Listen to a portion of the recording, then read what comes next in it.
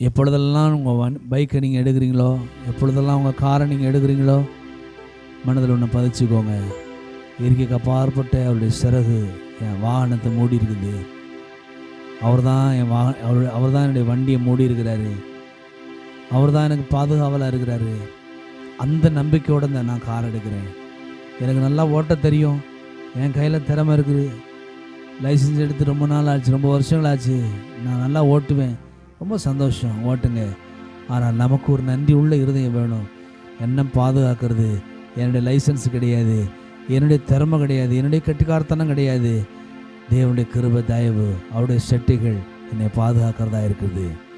ஆகவே நான் அப்படிப்பட்ட ஒரு நம்பிக்கையோடு இந்த வண்டியை நான் எடுக்கிறேன்.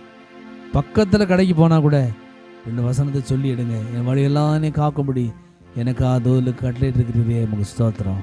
பாதுகாத்துக்கோங்கப்பா, வழி நடத்து.